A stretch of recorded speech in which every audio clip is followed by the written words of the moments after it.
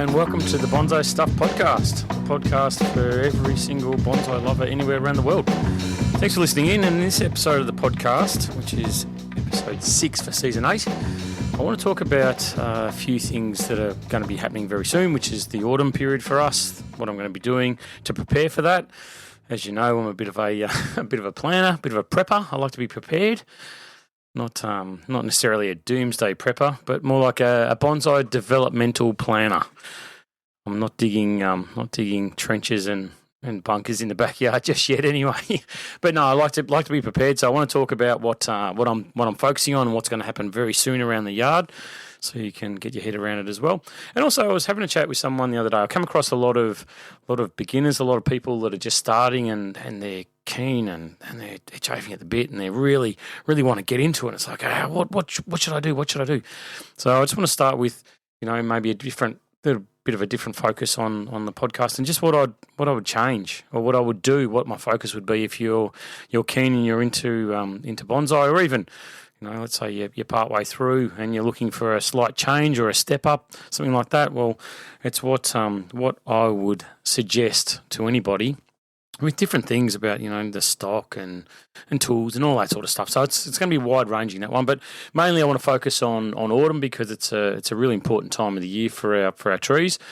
And it's nice to be on the front foot and not get caught by surprise because, TikTok, the time zips by pretty fast. You look, we're in the last throes of calendar summer at the moment, and then things start to change. So it's gone pretty fast, as they always do. The more you get through, the quicker they seem to go, and the trees just seem to be at that point where they're looking for a bit of a change now. I've noticed that the nighttime temperatures have started to drop where I am in Melbourne. And that's nice. It's really nice. It certainly helps. It's certainly nice sleeping when it's sort of 11, 12, 13 degrees at night as opposed to 25, 26, something like that, where it's a lot harder. But that means that things are going to be changing for the trees, and it's time to start prepping. So let's get into it.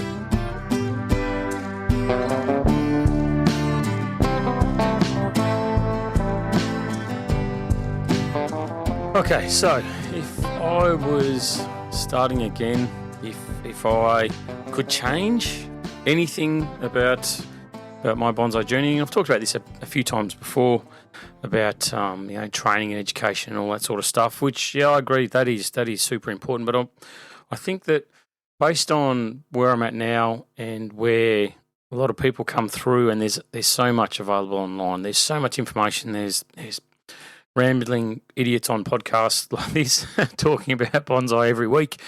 There's YouTube coming out your wazoo. You've got, the social platforms that feed information to you every day. You get to access and feel like you're part of things like, the big shows. You feel like you're right there. You see so many photo dumps from so many different angles and different people that it's, you can sort of become a bonsai expert within a very short period of time based on the information that's out there. So for me, I get it. You've got to have consistency with your approach, with your education, with everything that you do. That's sort of given. But for me, I thought that if I could start again, the one thing I think I would change. There's multiple, of course. I love a list, but the first thing I think that I would change would be to acquire or obtain better stock. And I think that that's a really common mistake. I'm going to call it a mistake because I think it is when you rock up to a bog standard garden nursery and you walk in and you're keen. You've seen these videos of people working on junipers, and all of a sudden you grab a juniper. Anyone, the first one closest to you, it costs you about $10. It looks like a shrub in a pot, and it's like, yeah, perfect. This thing's going to be great. This is going to be such a good bonsai. I'm going to be able to cut this back, wire it, shape it, and I'm going to have an instant bonsai like they do on the videos. And it doesn't work that way. Now, if you've done bonsai for more than about 10 minutes, you'll know that there's a lot goes into building structure on trees and trunk development and the stages of development that I talk about.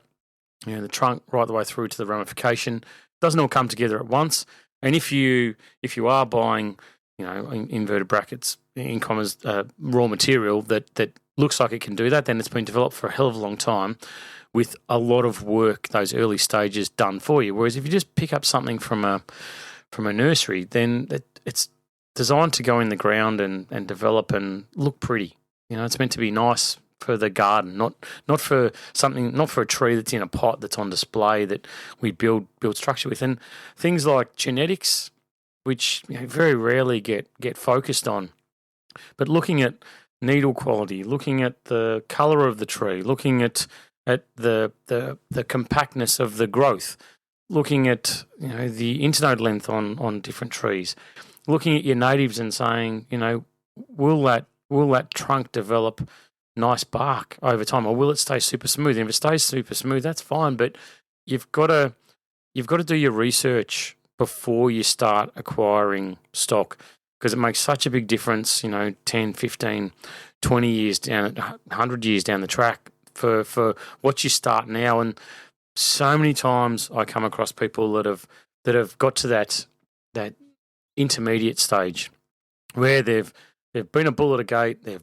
acquired all this stuff, they've gone through, and then they've learnt the skills, and they're looking at it going, okay, well, now I know that tree there is never going to become the bonsai that I want it to. It just doesn't grow that way. Maybe it's you looked at looking at junipers online, and suddenly you walk into a nursery and you pick up a cypress that sort of its foliage is never going to become as compact as what you see online or in a photo. It's just never going to be that, because they're different species. They've got different growth habits, and it's that growth habit and that suitability for pot culture, for becoming compact, for developing branches, for living forever, all that stuff. Not that I'm saying there's anything wrong with cypress, but they grow how they grow, and you can't change it. A duck's always going to be a duck. It's never going to turn into a swan somewhere down the track just because you work really hard on it. And it's just, they are what they are when you get them. There's certain building blocks that you cannot change. So from my point of view, it would be that if you are at that stage where you're madly visiting nurseries every weekend and you're just acquiring stuff and you're going, how cheap are these? I've seen them at bonsai nurseries and they're $1,000. And then you go to a nursery and you go, well, it's the same sort of thing, but it's $20. It's like, but it's not. It's nowhere near the same. And that $1,000 that, I'm just picking a figure, but that $1,000 might have included, 20 years of trunk development, 10 years of primary branch selection and wiring and shaping, and you're into the final throes of it where you put into a bonsai pot, you work the pads and suddenly go, oh, presto, look at the beautiful bonsai that I've made. There's decades of work gone in behind the scenes, which really, when you take your calculator out and you take out the physical cost of the tree, but you look at someone's hours that go into developing that stock. A lady or a man have gone in and done a hell of a lot of work, and really it comes back to about 12 cents an hour for the work that's gone into that thing that's been developed over such a long time and watered and fertilised and whatever. And and when you look at it like that, it's like, well, $1,000 is pretty cheap. And for me, I know it seems like it's a hell of a lot of money, but if I was going to start again, if I was going to recommence my whole project, my whole learnings, my whole journey, then I would look at it and go, I'm not going to buy 50 of these $20 trees. I'm going to buy one $1,000 tree, because I know I'm going to get so much more out of it, and it's going to be, hindsight's a great thing when you can look back and go, anyone that's in that intermediate advanced stage, you'll be listening to this going, yeah, of course, so would I, because you end up being stuck with these trees that sit with you for a very long period of time. You get attached to them, but they just don't draw you in. They just don't have that same feeling. And maybe it's different for everyone else, but this is what I feel that I would change drastically. I would look at the selection of stock that I have, and I would say, right, I am now going to make sure that you don't have to have one of every species either. That's another common thing I hear. Oh, I want to get one of those because I don't have one. Why? What about the tree excites you? What makes you want to have that for the next 100 years, where you're watering it every day, multiple times, and you're fertilising it, and you're root pruning, and you're just looking at it? What about that tree excites you? Don't look at it and just have a check sheet to say, okay, I don't have one of those, I want one of those. It's no, it doesn't work that way. It's got to draw you in and make sure that you're excited by it and that you want it in your collection. You're going to give it as much love as you possibly can. So therefore, the tree will do as well as it possibly can because you're investing in the tree as much as it's going to invest in you. The other thing that I would change very, very quickly would be the tools. The tools, and I wouldn't look for just buying anything and looking at the price of something going, yeah, it's cheap, I'm going to get that one. Because, the old adage that you get what you pay for, that's true. But on the other hand, I've also, and I won't name them, but I've also bought very good brands of overseas tools and they've been rubbish. They just haven't performed or lived up to expectation for what I would have expected for such a high quality brand. So, things change all the time. Manufacturing changes, quality of products change. I think that, you've really got to do your homework, get a good quality product that stands up to the test, that has, solid reviews. And there are, very good mid-range tools out there of all different varieties that are manufactured to certain standards. There's absolute crap out there, absolute rubbish as well, that won't even cut a branch without bending. But I would invest more into the tool side of things. And the old adage for me is that when the time's right, I never regret having the right tool for the job, which is why I have so many different bonsai tools. Yeah, there's probably 3 or 4 that I'd use very consistently, very regularly. Your scissors, branch cutters, wire cutters, pliers.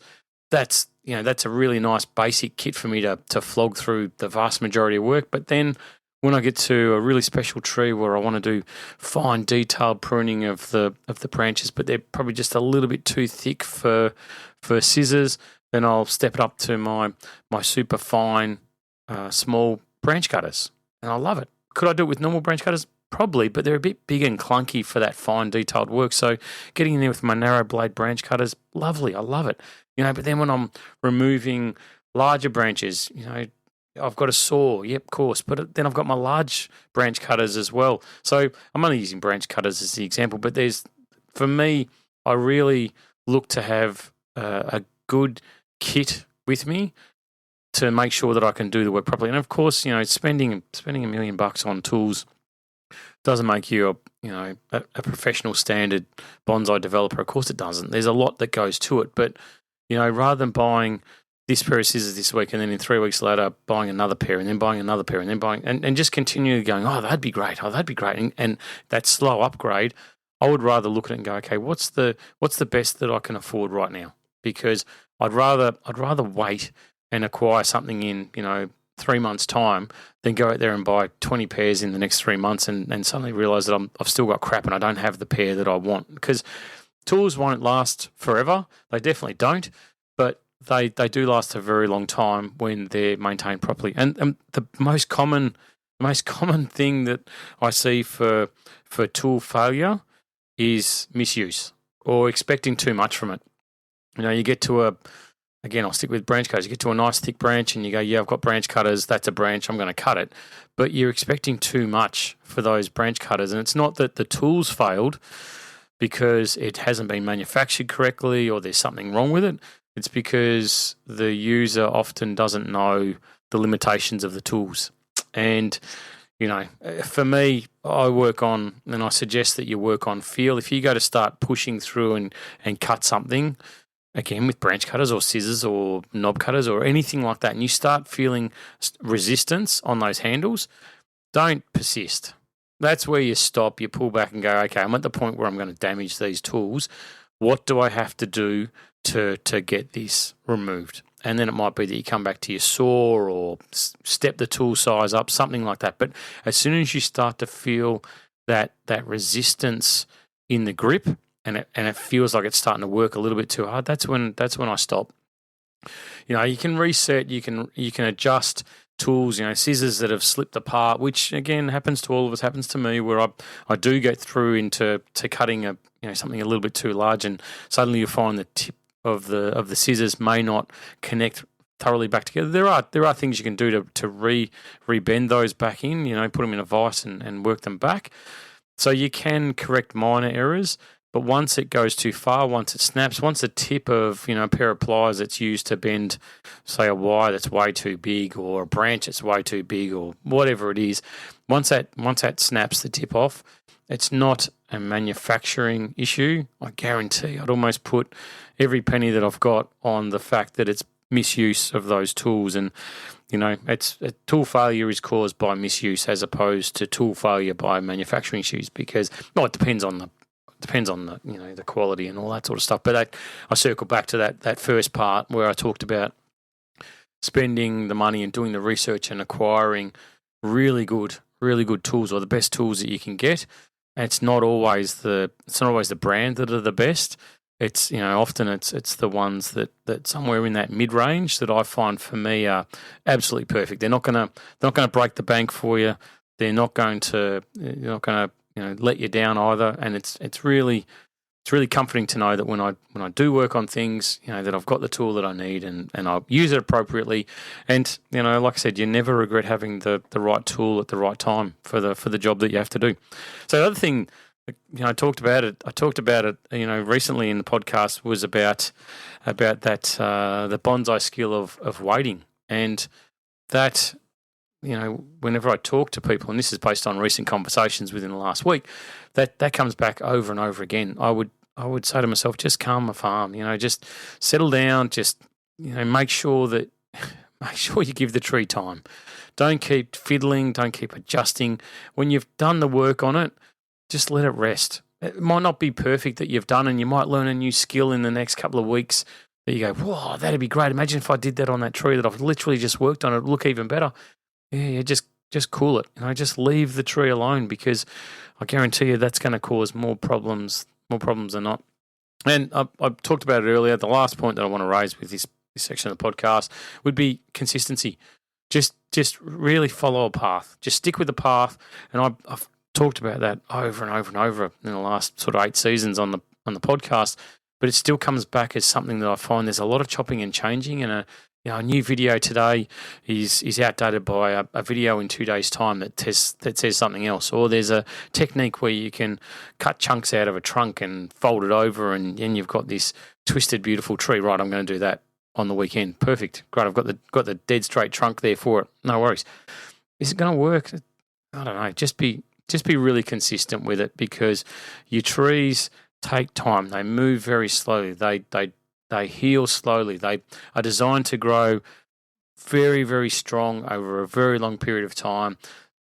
So when we look at something and we want something done now, we bull at a gate and we rush at it, that's when you're going to start setting things back. So anyway, that's some insight on what I would change in my bonsai journey. Hopefully, if you're at the point where you're listening to this and you've powered through 8 seasons of me rambling on about bonsai stuff, and you're at the point where you're acquiring bucket loads of trees and jumping into them every single chance that you get, maybe it hopefully helps you to do the right thing by yourself and by the trees that you're acquiring.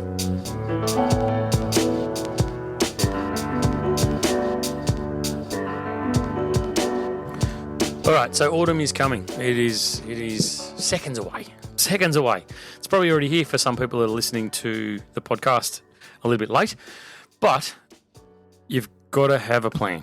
Well, I've got to have a plan. Otherwise, I'll just flounder my way through, and I'll be sporadic. I won't be, as I said, consistent. I won't have as much done or achieve as much as I want. And I think that achievement for every season, if I can focus on seasonal development for the trees and say, okay, what do I want? What can I get possibly out of the autumn period for my trees? What's the maximum I can do to get them to the next level, whatever it is? And for me, it's always thinking about, okay, what is the tree? How does the tree work? How's this tree system going to change, or what's triggers are going to happen in that tree to then make it do its job? And it's always about the daylight hours. It's always about the temperature, and it's the tree flicking into the zone that I'm in, or the area that I'm in, the region that I'm in, is 4 seasons. So if you're listening in Northern Australia and you've only got the 2 seasons, then it doesn't apply. But down Southern Australia, then the tree is going to trigger into a preparation mode, into getting ready for dormancy, for what is about to happen. It knows that, instinctively it knows, hey, I'm going to have a period where there's not going to be a hell of a lot of sunlight, there's not going to be any warmth, and I need to settle down and just go to sleep for a while. Just to some species, not all of them, of course, but some species are going to go into that mode where they're going to get into self-preservation, have a bit of a breather. Summer's been bloody hard on them. They're shagged, they're cooked, and they just need to get into a period where they can recuperate, put their feet up, go to the day spa, rejuvenate themselves, get ready for that dormancy period and have a nice rest. Just go into a calm space and just go to sleep when winter gets here. So this autumn period is really that day spa treatment for me. It's like, okay, what can I do for you? What can I give you that's going to help you have the best possible dormancy period you can? So when you come out the other side of it, you're raring to go. You're going to jump out of your skin and you're going to give me the best growth ever in spring, and you're going to be strong and healthy, and I'm not going to have to worry about pests and fungal issues because you're going to be on the front foot. You're going to be, charging. You're going to be heading the race to make sure that you can do the best you possibly can with what you've got. And so for me, I look at it and go, okay, well, yeah, sure, I want my trees to look good, but my focus for the autumn period is really this strength focus. And, we strengthen the trees, good positioning, good watering, and, yep, you guessed it, fertilising. Fertilising is a massive thing, massive thing for me. And it doesn't necessarily start from the 1st of March, like the first day of our autumn period. Of course, I know that things change based on temperatures and daylight hours and whatever. But as a really, really general guide, once autumn gets here, start fertilising. There's always what ifs or maybe not yet, and that can come with experience. But if you don't have that experience under your skin and you don't know how to read the trees and don't know how to pick up on exactly when they are starting to go into that pull the nutrients into the tree and start to build up their resilience and start to get ready to go to sleep, build up their energy reserves for the dormancy period, I'd always err on the side of caution and say just start it early. Just start early. What's the worst thing that's going to happen? You're going to get a bit of elongated growth. If you've decandled your pines, you might find you're still in a growing period, so you're fertilising a little bit too early. So what does that mean? Maybe slightly longer internodes, slightly longer needles.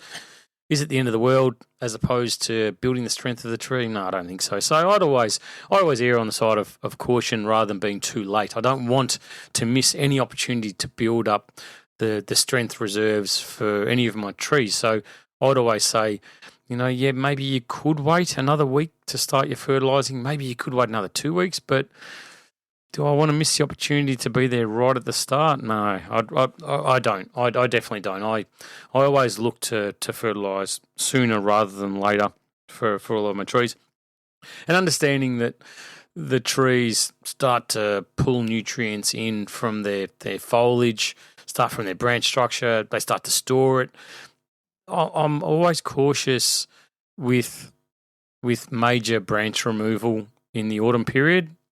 So there's pruning and there's major branch removal, and I always think the 2 growing seasons for the year, spring and autumn, or fall, but we've got the two growing seasons. So that's when the trees got the ability in my area to heal themselves. So cutting things off, it's going to heal before they go to sleep or go into summer dormancy, whatever it is.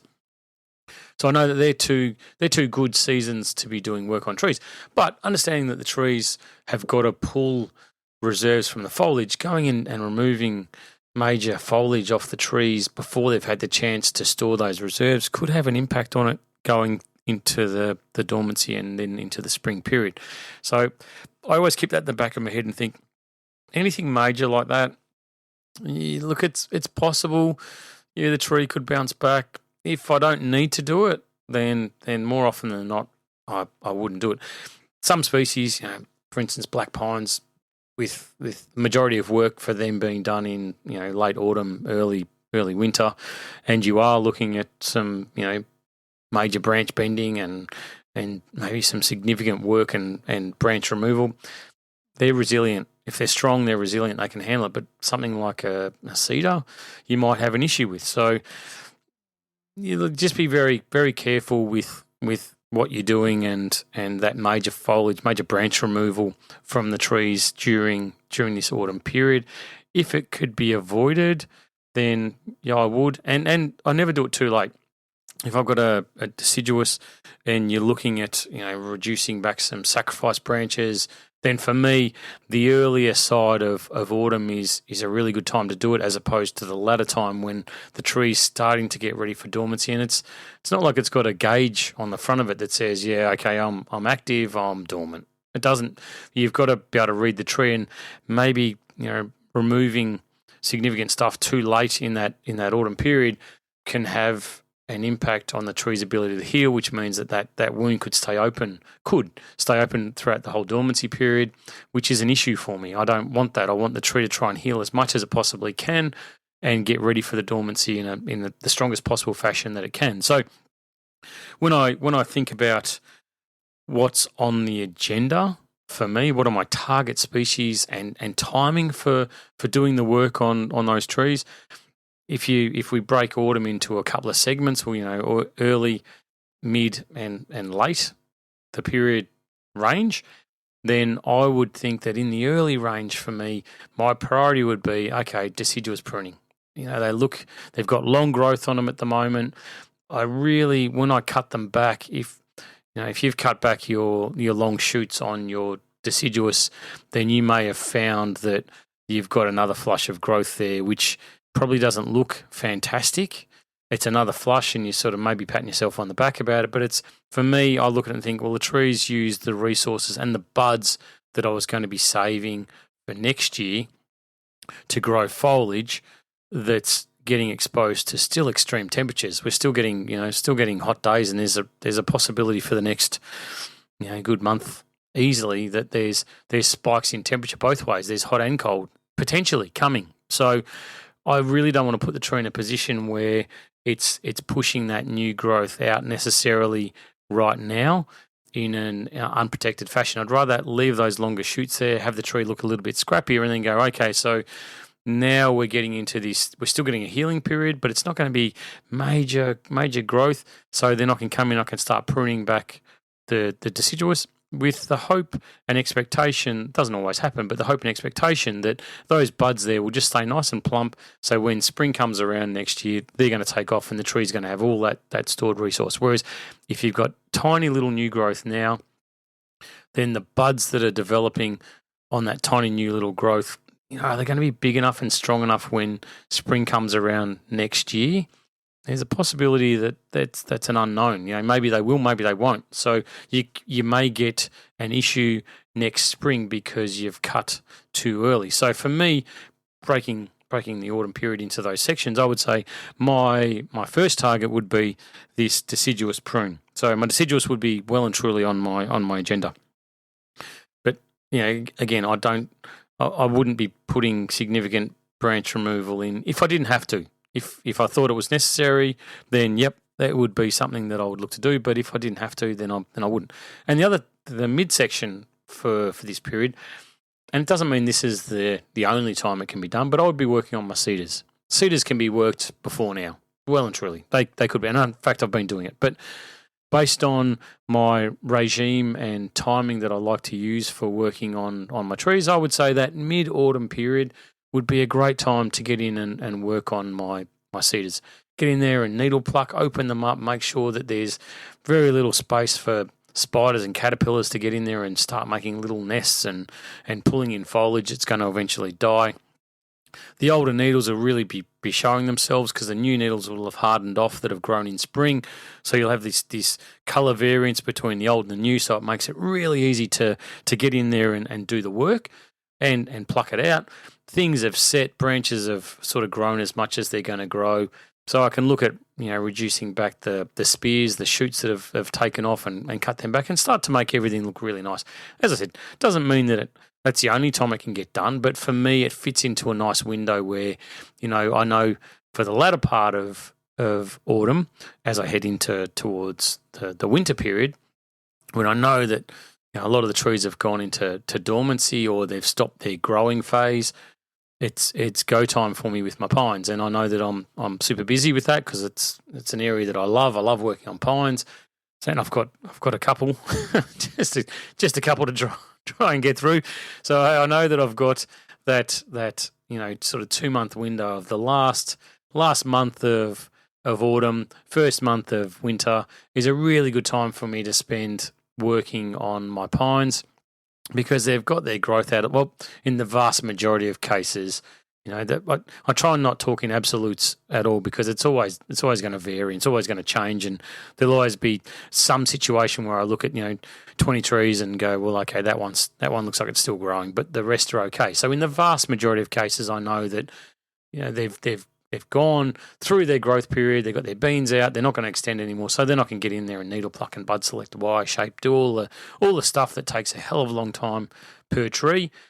But I know that I've got that window allocated. So that time prior to doing the pines of all varieties, for me, is a really nice time for me to get through the cedar work and make sure that I can get that all plucked and wired and shaped and do it. Could it be done earlier? 100%. Could it be done later? Definitely could. So don't think that this is the only time that you can work on it. But I'm just, from my point of view, based on everything that I work on in my yard of my trees, then I find that it's a really nice time because things seem to have hardened off a little bit. The earlier autumn period for the deciduous allows them to heal, to settle. I'm still going to get nice colour coming, so I can make the tree look nice. I can get that silhouette that I really like to show them as perfect. And then as it sort of starts to happen and I start removing leaves, I start seeing the leaf drop, but the tree's still not quite at that dormancy. It hasn't finished its growing period. Then I can get in there and do a bit of the fine tuning work. If in doubt, if you're worried that the tree possibly has gone too far towards dormancy, then again, being safety Sam that I am, I would err on the side of caution, and I would say, okay, that's going to be an early spring job.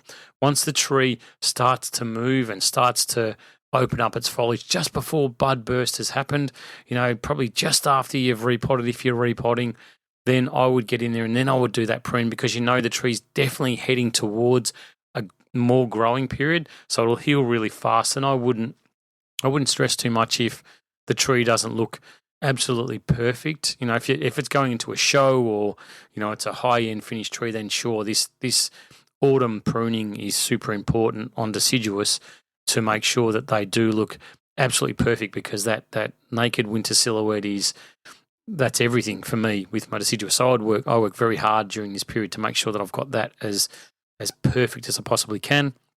But if in your own collection you look at it and go, yeah, it's good, but it's not, I'm not putting in a show, and you're worried that it has gone to dormancy, then I would always err on the side of caution to say that, maybe don't prune it too late.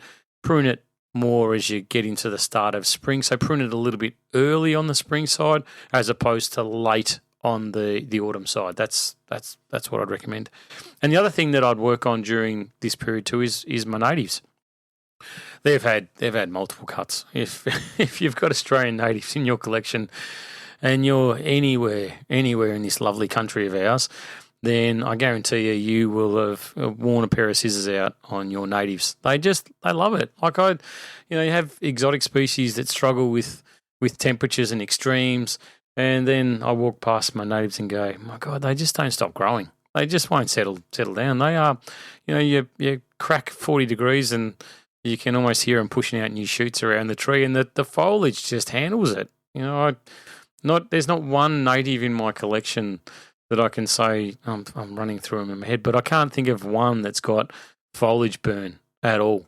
Any of them, they've got strong root systems. They're managed the way that I look after my natives. They're repotted when I repot them. They're fertilised how I fertilise them, and they grow really strong, really, really well. And they're just built for Australia. They're Australian trees built for Australia. And that's all it is. So one thing that I would do is I would get into giving them a bit of an autumn chop, not chop, a prune back. I would look at that new foliage again, and I'd go, okay, it's not going to stop during the winter period because they sort of grow 24/7. I would be looking at it going, it probably just needs a bit of a cutback because it's going to get to a slower period. Definitely slows down as temperatures get cooler, which is definitely why I don't repot them during the normal window that I use for deciduous, because when we get to the other side, spring will be in the blink of an eye. And when spring gets here, they generally take a little while to get going, and they like that warmer consistency of temperature, the overnight temperatures to be a little bit longer, daylight hours to be a little bit longer, and then they go right now. So that for me is the timing that I would be looking at for repotting. But around now, I'd be focusing on those things. I'd be breaking autumn into manageable segments, not putting every tree that I've got to get done during that period in front of me going, my God, how the hell am I going to do this? I'd go, right, so in this window, I'm going to work on my deciduous. All right. Do they all need to come in on the bench and, be worked on for hours and hours? No, they don't. Some of them are a quick, easy fix. Walk around, have a quick little cut up while they're on the bench, carry around a bucket with me and a pair of scissors and go, yep, that's it, you're done, on to the next one. But others, yeah, certainly the more advanced ones, they definitely come into the workshop and they get enjoyed for this period because, I know that they're going to go into that magnificent stage of the winter silhouette, and I get bloody excited about it. So I want to make sure that I do and spend as much time with them and get them to that point of perfection as much as I possibly can anyway within the stage that they're at, and make sure that it's going to work. So that hopefully helps you sort of focus on fertilizing, focus on strength, but there's some core elements that I work on when it comes to my trees at this time of the year.